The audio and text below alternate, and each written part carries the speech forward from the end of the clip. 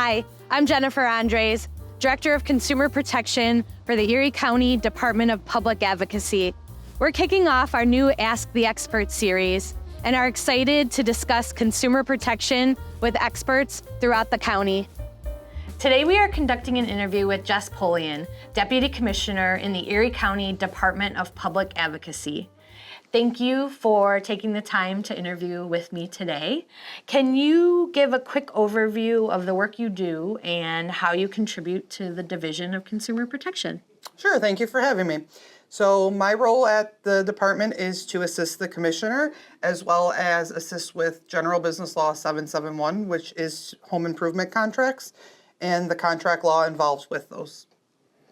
Great. I wanted to talk about contract law, and can you tell us a little bit more about how a consumer is protected from a bad contractor in New York State?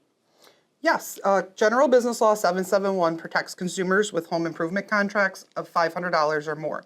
It requires contracts to be in writing, signed by both parties, meaning the consumer and the business. It also has to have the dates of beginning and end or anticipated start and end dates. Things like when the project's going to begin, what materials are going to be used, the total cost to the consumer, if there's any specific references that must be outlined if the consumer has to obtain the permit or if the business is going to obtain it. There's special verbiage that's required under the law to give the consumer the 3-day right to cancel, which is a cooling off rule, as well as just other guidelines like insurance information from the contractor and refund policy. So if those things aren't outlined in the contract, that's a concern because the consumer has a right to know those and the contractor has a responsibility to provide that information to the consumer. Now, that was a lot of regulations. I know that if a consumer is looking to verify all of that information is in a contract, they can go to our website, and we do have them listed on our website. Our office also provides education to consumers on what red flags to look out for to avoid scams. A good example related to contractors would be door-to-door solicitations for home improvements, especially during or after a severe weather event. You might have someone show up at your door and offer services. Consumers need to know that there's information that that person should have and is required to have by law. What suggestions would you make to a consumer to avoid an unscrupulous contractor? Well, each consumer should know their rights and responsibilities as well as the business's rights and responsibility. There's certain requirements such as licensing, and that varies by each municipality, whether it's a peddler's license for door-to-door solicitation or if it's a certain permit that's required for the type of business they're doing. So you need to know what type of work is being done and if a requirement is necessary, if it's your right as the homeowner to solicit that permit, or if it's the business's requirement to obtain that permit. So those are some things to think about. After a storm or impact of weather, you have to be careful because then price gouging can come into effect. That's not something our office handles. That would be handled by another agency, but that's something to be concerned of.